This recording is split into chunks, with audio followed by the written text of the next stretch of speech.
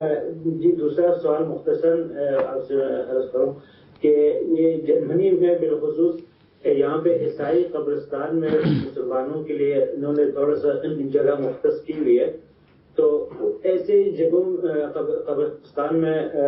میت کو دفن کرنا میں کیا شریعت کے احکام ہے، یا بہتر ہے یا اپنے آبائی اسلامی ملک میں دفن کیا جائے؟ کیونکہ ان کے قبرستان میں جو آپ دیکھیں کہ کافی بڑے بڑے کراس اور اس طرح کے جو اینجلز کے مورتیاں بنی ہوتی ہیں، لیکن جو مسلمانوں کا سائڈ میں جگہ ہوتا ہے، لیکن آپ کو کراس اور یہ جو اینجلز کی جو چیزیں ہیں وہ آپ دیکھ سکتے ہیں، تو اس بارے میں آپ سے وضاحت چاہیے۔ میت کو دیکھیں منتقل کرنے کی سرے سے اجازت ہی نہیں ہے۔ یہ جتنی میتیں لندن سے فلاں سے پاکستان لائی جاتی ہیں، شرعاً یہ طریقہ ٹھیک ہی نہیں ہے، قطعاً نہیں کرنا چاہیے۔ شریعت کا حکم یہ ہے کہ جس مسلمان کا جس جگہ پر انتقال ہو جائے وہیں جنازہ اور وہیں تدفین کر دی جائے۔ بعض فقہا نے یہ اجازت دی ہے کہ شہر کے قرب و جوار میں دفن کر دیا جائے۔ بعض یہ کہتے ہیں کہ مسافت یعنی تقریباً 78 کلومیٹر جہاں پہنچ کے آدمی مسافر ہو جاتا ہے، اس حد کے اندر میت کی تدفین ہو سکتی ہے۔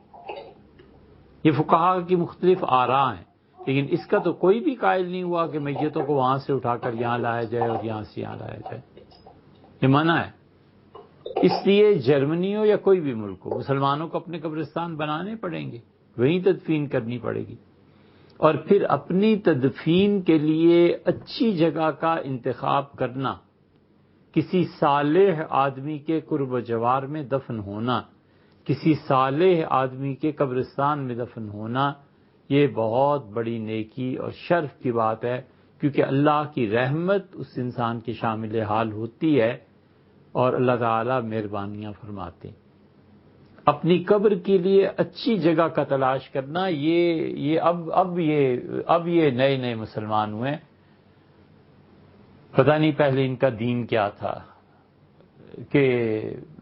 یہ بھی ایک بدعت، لا حول ولا قوت الا باللہ۔ سیدنا عمر رضی اللہ عنہ اپنی قبر کی جگہ تلاش کرتے رہے، وفات سے پہلے انہوں نے اظہار کیا اور انہوں نے اپنے بیٹے عبداللہ کو بلایا اور فرمایا کہ عبداللہ، ام المومنین حضرت عائشہ رضی اللہ عنہا کے ہاں جاؤ اور ان سے جا کر کہو کہ عمر یہ کہتا ہے، اور فرمایا یہ نہ کہنا کہ امیر المومنین، کمال کی بات ہے، فرمایا یہ نہ کہنا کہ امیر المومنین نے کہا ہے میں نے آج تمہارا کوئی کام کیا نہیں تو آج میں تمہارا امیر بھی نہیں۔ فرمایا ام المومنین رضی اللہ عنہ سے کہنا کہ عمر کہتا ہے کہ آپ اپنے گھر میں اگر جگہ دیں رسول اللہ صلی اللہ علیہ وسلم کے پہلو میں، اپنے شوہر اور اپنے والد کے پہلو میں، تو آپ کی بہت مہربانی عنایت، میں چاہتا ہوں وہ جگہ مجھے دے دیں۔ تو عبداللہ گئے اور حضرت عمر رضی اللہ عنہ اس شدت قاتلانہ حملے کے باوجود بار بار دروازے کی طرف دیکھتے رہے۔ عبداللہ آئے ہیں تو انہوں نے کہا امیر المومنین مبارک ہو، میں بڑی اچھی خبر آپ کے لیے لے کے آیا ہوں۔ تو انہوں نے فرمایا کہ کیا؟ انہوں نے کہا کہ میں جب گیا ہوں تو ام المومنین رضی اللہ عنہ رو رہی تھیں آپ کی وجہ سے۔ جب میں نے پیغام عرض کیا تو فرمایا کہ میں یقیناً عمر رضی اللہ عنہ کو اپنی جان پر ترجیح دوں گی، اگرچہ یہ قبر کی جگہ میں نے اپنے لیے رکھی۔ کیوں رکھی تھی ام المومنین رضی اللہ عنہ نے؟ اگر رسول اللہ صلی اللہ علیہ وسلم کے پہلو میں قبر کا ہونا کوئی شرف نہیں ہے تو کس لیے یہ تاریخ میں آتے رہی ہیں چیزیں؟ حضرت عمر رضی اللہ عنہ نے گہری سانس لی اور فرمایا اکبر ہمی، ساری زندگی یہی خیال آتا رہا، سب سے زیادہ پریشانی اسی کی تھی کہ قبر کے لیے وہاں جگہ مل جائے گی کہ نہیں۔ اور پھر احتیاط دیکھیں، فرمایا کہ میرا جنازہ لے جا کر رکھ دینا اور ام المومنین سے دوبارہ پوچھنا، ایسے نہ، مطلب یہ کہ انہوں نے فرط جذبات میں میرے ساتھ تعلق میں کہیں غلبہ ہوا ہو طبیعت پہ تو اجازت دے دی اور اصل میں نہ دینا چاہتی ہوں، تو فرمایا میرا جنازہ لے جا کر رکھ دینا اور پھر پوچھنا اور پھر ارشاد فرمائیں تو مجھے تدفین کرنا، ورنہ مجھے جنت البقیع میں دفن کر دو۔ کتنے لوگ ہیں جنہوں نے اپنی قبر کے لیے جگہ کو مختص کیا؟ تو اس لیے سیدنا عمر رضی اللہ عنہ کی تدفین پھر وہاں ہوئی ہے۔ یہ دلیل ہے اس بات کی کہ اپنے لیے قبر کی اچھی جگہ تلاش کرنا کہ کسی صالح کے پہلو میں اس کے قدموں میں ادھر ادھر دفن ہو، بہت بڑی چیز ہے۔ اسی وجہ سے آپ حیدرآباد والوں سے پوچھیں، اورنگ آباد والوں سے، بلکہ 3 دنیا کے بڑے بادشاہ اپنی ماؤں کے پاؤں میں لیٹے ہوئے ہیں۔ یہی چیزیں تھیں مسلمانوں میں رائج رہی ہیں،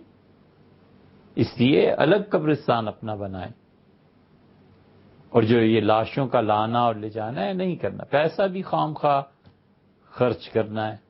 اس کو انہی کے ایصال ثواب میں خرچ کر دیں۔ جنت البقیع میں حضور صلی اللہ علیہ وسلم نے فرمایا یہاں پر پتھر رکھ دو، یہ میرے بھائی عثمان کی قبر ہے، اور پھر فرمایا کہ میرے خاندان میں سے کسی کا بھی انتقال ہو تو عثمان کے ساتھ دفن کرنا، یہاں دفن کرنا، یہاں کرنا۔ پھر ارشاد فرمایا کہ بقیع والے میرے ساتھ اٹھیں گے، سوائے ایک چیز کے جنت البقیع کو ہمیشہ ترجیح دیتے رہے۔ ایک دن کسی کی قبر کی کھدائی ہو رہی تھی تو تشریف فرماتے، فرمایا کاش یہ سفر میں مرتا، مدینہ منورہ میں اس کی موت نہ ہوتی۔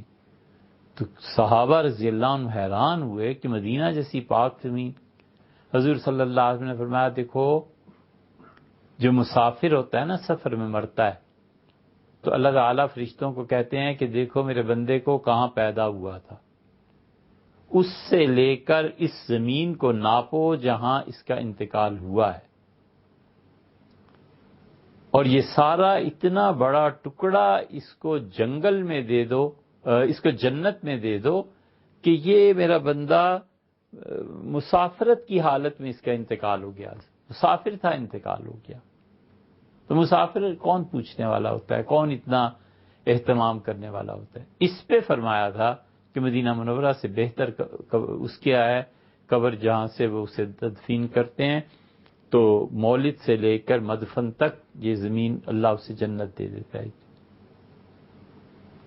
ہمیشہ ہوتا رہے۔ ایسے ہی تو نہیں، عبد الرحمن ابن عوف رضی اللہ عنہ کا انتقال ہوا تو اس وقت کہا گیا کہ کھولیں دروازہ اور یہاں عبد الرحمن بھی دفن ہوں گے، لیکن پھر عبد الرحمن ابن عوف رضی اللہ عنہ سے کہا گیا وفات کے مرض میں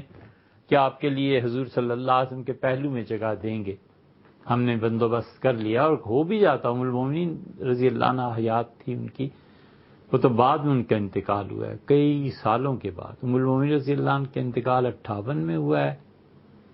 اور عبد الرحمن ابن عوف رضی اللہ عنہ کا انتقال 32 ہجری میں ہوا ہے۔ تو دیکھ لیں 32 اور 58 میں کتنے سال کا فرق ہے، اور ام المومنین رضی اللہ عنہ دے بھی دیتی قبر کی جگہ۔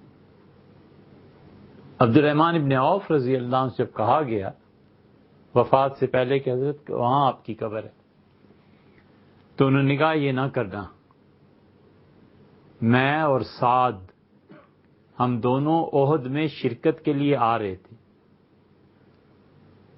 اور مجھے سعد سے بہت محبت تھی اور سعد کو مجھ سے بھی بڑی محبت تھی، تو میں نے کہا کہ سعد جی چاہتا ہے مرنے کے بعد بھی اکٹھے رہیں۔ تو انہوں نے کہا ہم میں سے جو پہلے مر جائے اسے جس جگہ دفن کیا جائے، دوسرے کو چاہیے کہ اس کے برابر کا خیال رکھے کہ دوسری قبر اس کی ہو۔ تو میں نے کہا سعد بالکل ٹھیک ہے، میں تمہارے ساتھ اپنی، یا میرے ساتھ تم اپنی قبر بنانا۔ تو کہنے لگے اگرچہ شرف ہے حضور صلی اللہ علیہ وسلم کی طرف قبر ہو جائے، لیکن میں شرمندہ ہوں کہ اگر میرا وعدہ ٹوٹ گیا تو قیامت میں سعد کو کیا منہ دکھاؤں، قیامت میں سعد سے ملاقات ہوگی تو کیا کہوں۔ یہ ہے ایفائے عہد، اور یہ ہے وفا نام کی چیز جو لوگوں میں اٹھ گئی ہے۔ ایسی وفا نبھائی کہ سعد اور عبدالرحمن بن عوف رضی اللہ عنہ کی قبریں دونوں کی ایک تھی، یعنی برابر برابر تھی۔ آپ نے جو فرمایا ہے کہ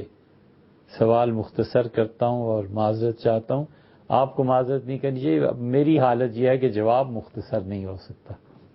میں خود معذرت خواہ ہوں۔